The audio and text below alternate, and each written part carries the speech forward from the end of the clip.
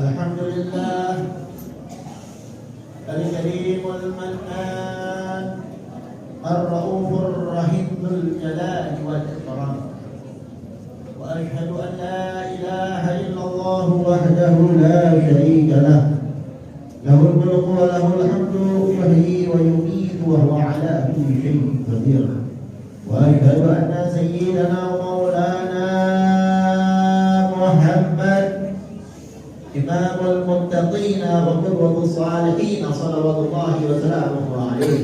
اللهم صل وسلم على سيدنا محمد الفاتح لما أغلق والخاتم لما سبق ناصر الحق بالحق والهادي إلى صراطك المستقيم وعلى آله وصحبه حق قدره ومقداره العظيم. أما بعد فيا عباد الله أوصيكم ونفسي بتقوى الله، فقد فاز المتقون. وقال تعالى: يا أيها الذين آمنوا اتقوا الله حق تقاته ولا تموتن إلا وأنتم مسلمون. معاشر الحاضرين sidang Jumat yang dirahmati Allah Subhanahu wa taala. Di hari yang mulia, di hari yang istimewa, di siang yang penuh berkah dan rahmat, kita melihat ke seluruh dunia ini. Kita melihat kepada seluruh dunia yang ada di dunia ini, baik di ujung dunia maupun di ujung dunia, baik di masyriq maupun di maghrib. Kita melihat semua kaum muslimin, mereka meninggalkan aktivitas dunianya, meninggalkan urusan-urusan dunianya, kemudian mereka pun pergi bersama-sama berbondong-bondong menuju ke salah satu rumah daripada Allah, masjid daripada masjidnya Allah Subhanahu wa taala. Tidak lain tidak bukan yang mereka harapkan, melainkan ridha Allah wa ridha Rasul sallallahu alaihi wa ala alihi wa sahbihi wasallam. Di waktu yang bersamaan ini pula kita pun sama. Kita meninggalkan semua aktivitas dunia kita, urusan dunia kita. Kita tinggalkan berkantoran, kita tinggalkan semua dagangan dan bisnis kita. Kita tinggalkan perkebunan kita, kita tinggalkan sekolah-sekolah kita, dan kita berbagi bersama-sama memenuhi panggilan yang maha mulia Allah Subhanahu wa taala. Sehingga kita sekarang sudah berada di salah satu rumah daripada rumah Allah, di salah satu masjid daripada masjidnya Allah Subhanahu wa taala, untuk menunaikan panggilan Allah, yaitu melaksanakan kewajiban sholat Jumat dan mendengar khutbah. Oleh karena itu, ma'asyiral hadirin sidang Jumat yang dirahmati oleh Allah, dalam kesempatan yang berberkah dan rahmat ini, mari kita bersama-sama meningkatkan kualitas ketakwaan kita kepada Allah Subhanahu wa taala dengan sebenar-benarnya takwa kepada Allah. Takwa dalam artian yaitu imtithal awamirillah wa ijtinabun nawahi. Takwa dalam artian itu melaksanakan perintah-perintah Allah dan menjauhi semua larangan-larangan Allah Subhanahu wa taala. Dengan bertakwa kita akan mendapatkan kebahagiaan, kesenangan, ketenteraman, kedamaian di dunia maupun di akhirat. Walau di dunianya termasuk orang yang fakir, walau di dunianya termasuk orang yang miskin, tapi dia punya hati akan senang bahagia ila yaumil qiyamah. Kebalikannya, ma'asyiral hadirin sidang Jumat yang dirahmati Allah, bila orang tidak bertakwa kepada Allah, melanggar perintah Allah, lalai kepada Allah Subhanahu wa taala, maka tidak akan mendapatkan kebahagiaan, kesenangan dunia maupun akhirat. walau di dunianya sudah menjadi orang yang kaya raya, walau di dunianya sudah menjadi orang yang sukses, walau di dunia sudah memegang jabatan setinggi apapun, akan tetapi hatinya tidak akan senang dan bahagia. Masyaallah, hadirin sudah dimana dirahmati oleh Allah. Maka dari itu ayo, jadilah kita hamba Allah yang selalu bertakwa, sehingga kita mendapatkan kebahagiaan, kesenangan di dunia maupun di akhirat. Amin ya rabbal alamin. Masyaallah, hadirin sudah dimana dirahmati oleh Allah. Salah satu kewajiban kita, salah satu daripada takwahnya kita, yaitu belajar menuntut ilmu agamanya Allah. Ya, kita tidak belajar, maka kita akan mendapatkan dosa.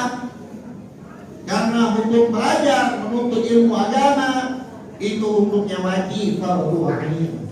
Walabul ilmi fardhatun ala kulli muslim, kama qala Rasul sallallahu alaihi wasallam. Kami menjelaskan menuntut ilmu itu adalah salah satu kewajiban bagi setiap kaum muslim. Maka bagi siapa yang muslim, maka wajib baginya menuntut ilmu, belajar, terutama ilmu fikih. Belajar tentang sholat terlebih khusus lagi, dan terlebih lagi memahami daripada apa yang harus kita pahami dari hukum Jumat. Karena banyak dari kita sekarang yang lalai, banyak dari kita sekarang melakukan perbuatan bid'ah yang sangat nyata, yang sudah dijelaskan oleh Sayyidina Umar bin Khattab. Bid'ah yang pertama kata Sayyidina Umar bin Khattab, yaitu apa?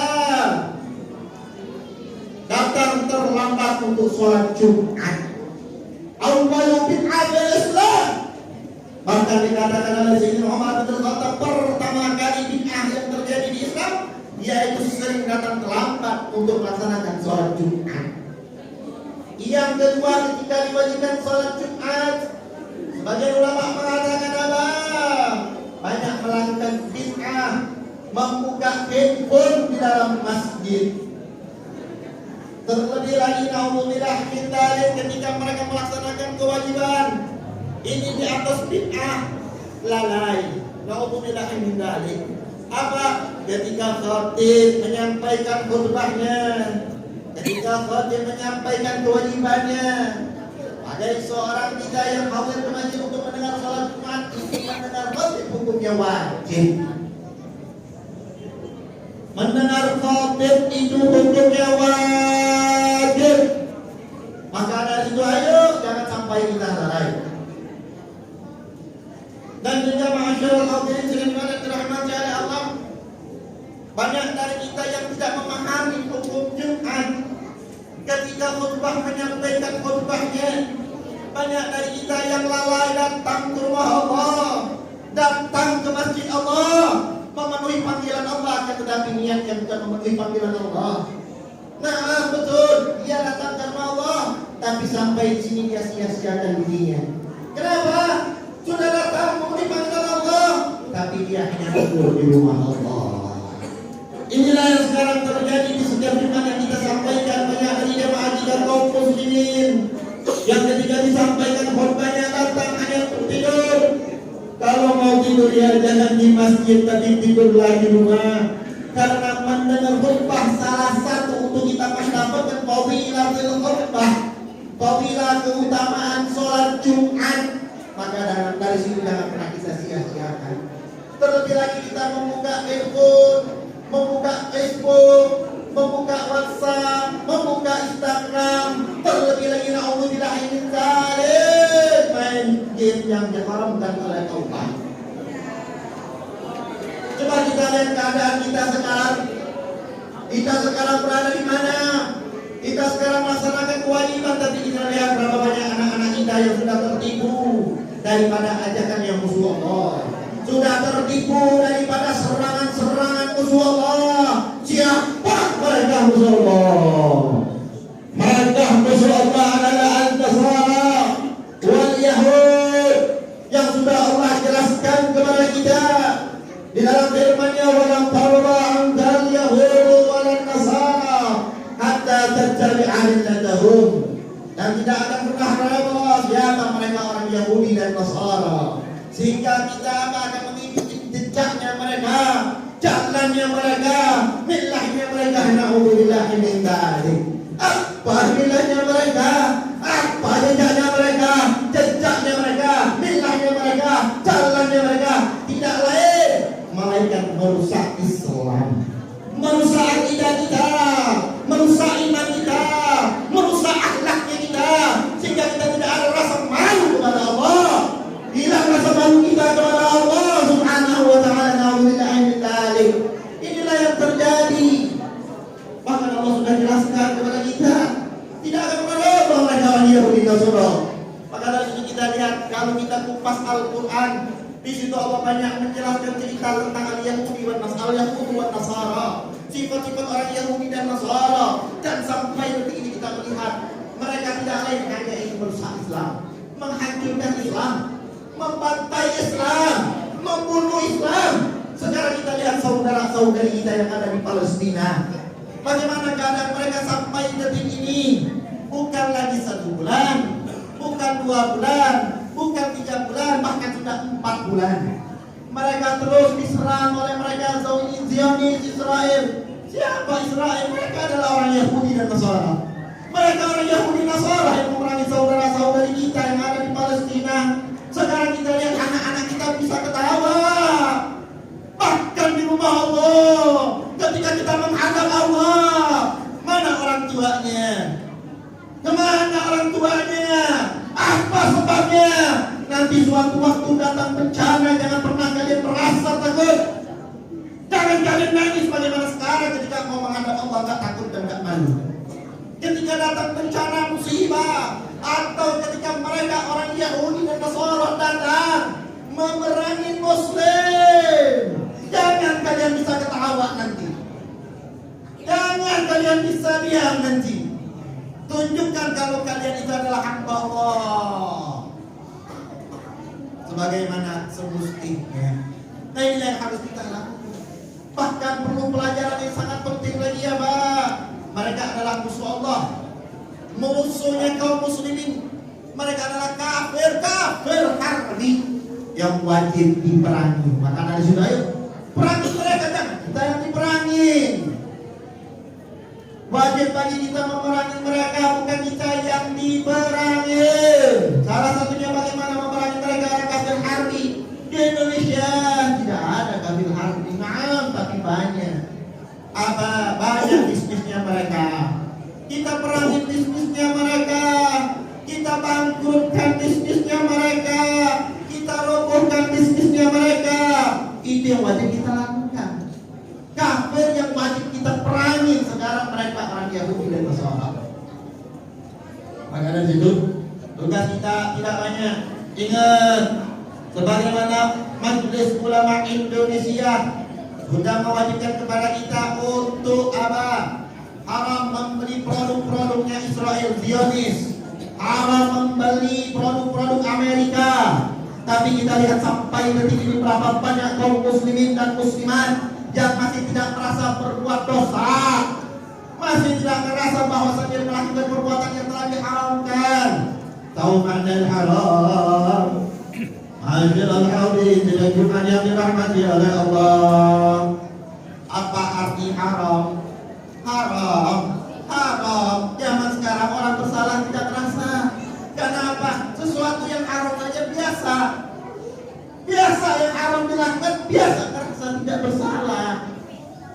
Termasuk apa yang telah diharamkan oleh majelis ulama. Maka dari situ haram bagi kita membelinya.